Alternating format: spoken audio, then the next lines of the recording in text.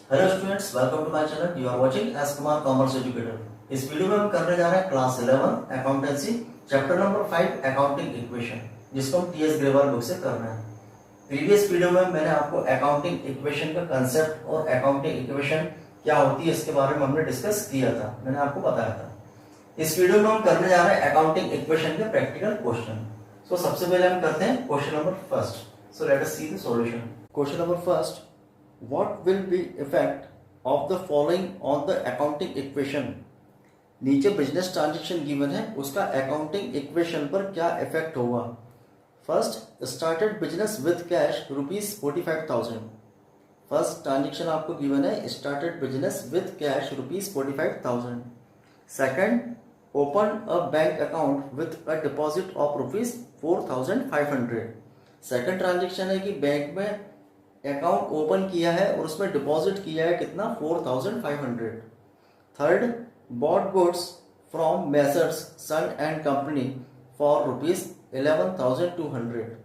Third transaction में आपको बोल रहे हैं गुड्स क्या किया, खरीदा है, bought goods from messrs son and company. Messrs son and company से गुड्स को परचेस किया है कितने का, 11,200। सो अब हम देखते हैं कि बिजनेस ट्रांजेक्शन का अकाउंटिंग इक्वेशन पर क्या इफेक्ट होगा।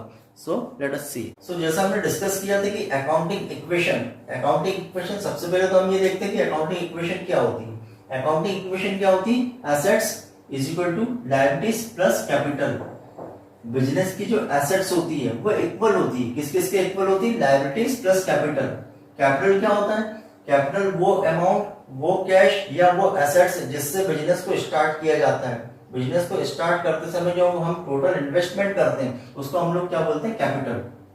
नेक्स्ट, लायबिलिटीज क्या होती है। लायबिलिटीज अगर हमने किसी बैंक से लोन लिया है या फिर हमने गुड्स परचेस किया है, क्रेडिट उधार बेस पर, क्रेडिट बेस पर अगर हमने गुड्स परचेस किया है, या हमारा जो भी लोन है या हमारा जो भी क्रेडिट है उसको हम लोग कहाँ लिखते हैं, लायबिलिटीज में।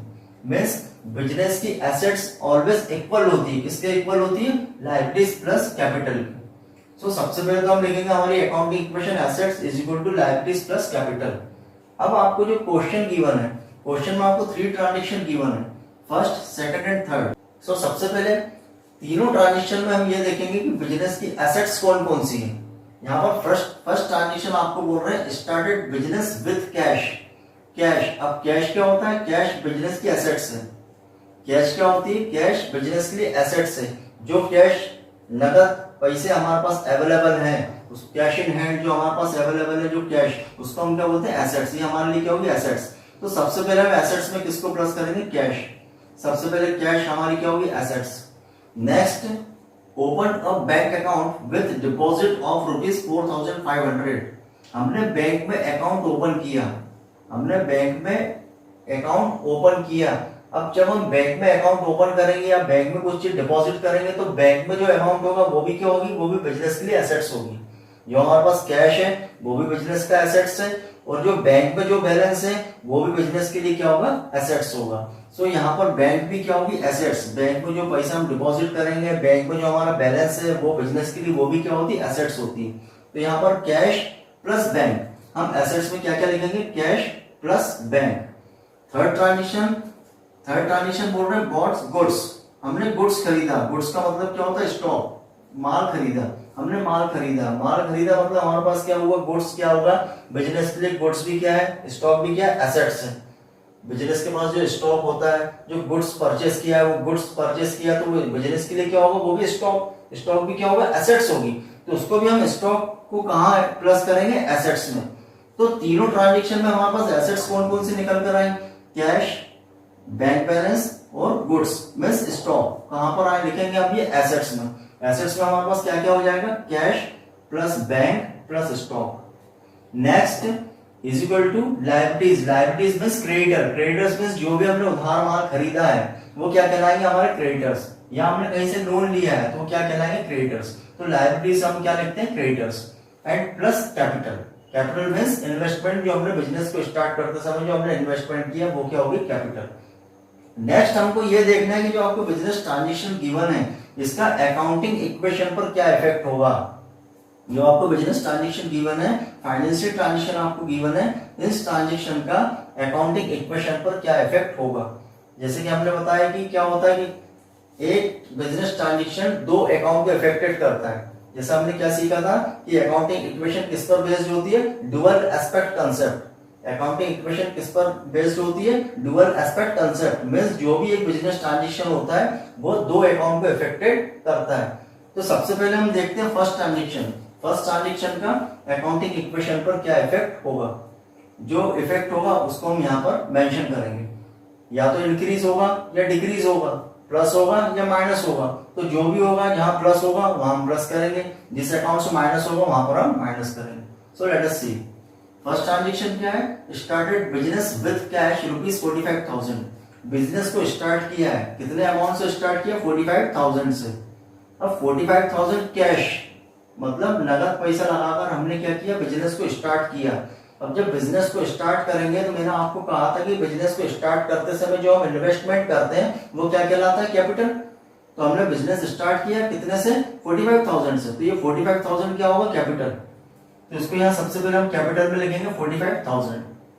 नेक्स्ट कैश, हमने कैश लगाकर बिजनेस स्टार्ट किया, तो स्टार्ट करते समय ये तो हो गया एज कैपिटल, तो कैपिटल में तो हमने प्लस कर दिया। लेकिन बिजनेस के पास कैश भी आ गया, बिजनेस के पास क्या आ गया, कैश भी आ गया, क्योंकि कैश लगाकर बिजनेस स्टार्ट हुआ है। तो 45,000 कैपिटल भी होगी और कैश लगाया तो कैश क्या होगी, एसेट्स। तो यहाँ पर हम 45,000 को कैश में भी इधर प्लस करेंगे 45,000। रिमेनिंग ट्रांजेक्शन जो होगी उसमें जब तक कोई ट्रांजेक्शन का इफेक्ट नहीं होगा तब तक हम उसको जीरो रखेंगे। मींस क्या हुआ, आपका कैश कितना हुआ, 45,000 प्लस बैंक में भी कोई ट्रांजेक्शन नहीं है, as it is zero, plus stock अभी zero, is equal to creditor में भी कोई ट्रांजेक्शन नहीं, उसको जीरो रखेंगे, प्लस कैपिटल 45,000। ये तो फर्स्ट ट्रांजेक्शन हुआ। सेकंड ट्रांजेक्शन क्या है, open the bank account with deposit of ₹4,500। हमने बैंक में एक अकाउंट ओपन किया और उसमें कितना पैसा, कितना कैश डिपॉजिट किया, 4,500। 4,500 अगर हम बैंक में डिपॉजिट करते हैं तो सबसे पहले तो उसका इफेक्ट समझो, उसके इफेक्ट क्या होंगे। अगर मैंने 4,500 रुपीज बैंक में डिपॉजिट किया या बिजनेस ने 4,500 रुपीज बैंक में डिपॉजिट किया तो उसका इफेक्ट क्या होगा, कैश माइनस होगा, और बैंक में जमा किया तो बैंक में प्लस होगा। हम बैंक में पैसे डिपॉजिट करेंगे तो बैंक में प्लस होगा, और हमारे पास से कैश जा रहा है तो हमारे पास से कैश माइनस होगा, तो हमारे पास से कैश माइनस और बैंक में कैश प्लस। तो इसके इफेक्ट दो क्या क्या होंगे, कैश तो माइनस हो जाएगा, क्यों, क्योंकि हमने 4,500 रुपीज क्या कर दिया, कैश बैंक में जमा कर दिया। तो हम कैश में से हमारे पास से कितना चला जाएगा, 4,500 रुपीज को हम क्या करेंगे, माइनस करेंगे। माइनस को हम क्या लिखेंगे, ब्रैकेट में लिखेंगे, मींस ये माइनस किया। कैश में से कितना पैसा चला गया, 4,500 रुपीज चला गया। कहाँ चला गया, बैंक में डिपॉजिट कर दिया, तो बैंक में कितना प्लस हो जाएगा, 4,500। मींस 4,500 हम कैश से माइनस कर देंगे और बैंक में हम उसको प्लस कर देंगे।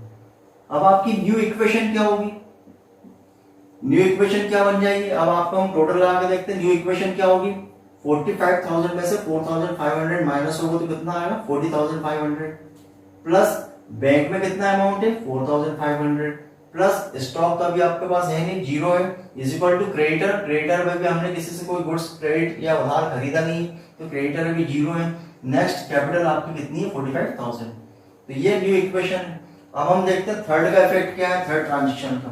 थर्ड ट्रांजेक्शन क्या बोल रहे हैं आपको, bought goods from messrs son and company for ₹11,200। यहाँ पर हमने बॉट गुड्स माल खरीदा है, किससे खरीदा, from messrs son and company for ₹11,200। अब यहाँ पर आपको ये देखना पड़ेगा कि आपको ट्रांजेक्शन में ध्यान रखना कि जब फर्म का या किसी पर्सन का नाम गिवन है, जब फर्म का या किसी पर्सन का नेम गिवन है लेकिन कैश वर्ड नहीं लिखा हुआ है, यहाँ पर कहीं लिखा नहीं है कि ट्रांजेक्शन कैश, जो गुड्स हमने खरीदा वो कैश खरीदा, इसमें कहीं लिखा नहीं है कि जो गुड्स हमने परचेस किया वो कैश परचेस किया, मींस कैश भी नहीं लिखा है, और किसी फर्म का या किसी व्यक्ति का पर्सन का नाम गिवन है। इसका मीन्स होता है कि ये ट्रांजेक्शन हमने कैसा किया है, उधार किया है, क्रेडिट पर किया है, क्योंकि यहाँ पर क्या है, कैश वर्ड नहीं है और किसी फर्म का या पर्सन का नेम है। दैट मीन हम क्या समझेंगे कि ट्रांजेक्शन कैसा, क्रेडिट है, उधार है। मीन्स हमने माल तो खरीद लिया लेकिन उसका पैसा दिया नहीं। तो जैसे मैंने आपको बताया कि जब हम उधार माल खरीदते हैं तो वो कौन होते हैं, क्रेडिटर्स। अगर बिजनेस ने किसी से सप्लायर से उधार माल खरीदा है तो वो क्रेडिटर्स होते हैं। क्रेडिटर्स कहाँ आते हैं, लायबिलिटीज में क्रेडिटर्स। कितने के क्रेडिटर्स बढ़ जाएंगे आपके, 11,200 के। क्यों बढ़ जाएंगे, क्योंकि ये पैसा भी हमने दिया नहीं है, फ्यूचर में हमको देना है, तो ये हमारी लायबिलिटी है। क्रेडिटर्स क्या होंगे, लायबिलिटीज। तो क्रेडिटर 11,200 को हम कहाँ प्लस कर देंगे, 11,200 को हम प्लस कर देंगे क्रेडिटर्स में, ये प्लस हो गए। नेक्स्ट, अब माल तो हमने खरीदा है, माल खरीदा तो गुड्स स्टॉक में प्लस हो जाएगा। गुड्स अगर हमने खरीदा तो गुड्स क्या है, स्टॉक, स्टॉक में हम परचेस किया तो गुड्स तो हमारे पास इंक्रीज हो गया, गुड्स तो हमारे पास आ गया है। तो गुड्स कितने का आया है, 11,200 का। तो इसके दो इफेक्ट कौन कौन से हुए, एक तो हमारे क्रेडिटर बढ़ गए 11,200 क्योंकि अभी हमने पैसा दिया नहीं, उधार खरीदा है, और स्टॉक हमारे पास बढ़ गया 11,200 का क्योंकि हमने स्टॉक गुड्स क्या किया, परचेस किए। तो यहाँ पर गुड्स प्लस हो जाएगा और क्रेडिटर में यहाँ पर 11,200 हम प्लस कर देंगे। अब हम इसको देखते हैं, इसका इफेक्ट क्या होगा, न्यू इक्वेशन क्या बनेगी। कैश तो आपके एज इट इज है यहाँ पर 40,500 प्लस बैंक में कितना अमाउंट है 4,500 प्लस स्टॉक आपके पास कितना है 11,200 इज इक्वल टू क्रेडिटर्स कितने हैं 11,200 एंड यहाँ पर हम प्लस करेंगे आपके कैपिटल कितनी है 45,000। तो ये है अकाउंटिंग इक्वेशन जिस पर हमने बिजनेस ट्रांजैक्शन के क्या इफेक्ट होते हैं उसको हम यहाँ पर शो करते हैं। बिजनेस ट्रांजैक्शन का इफेक्ट क्या होगा, एक अकाउंट प्लस होगा एक माइनस होगा, उसको दो इफेक्ट होते हैं, दो अकाउंट पर दो इफेक्ट होते हैं।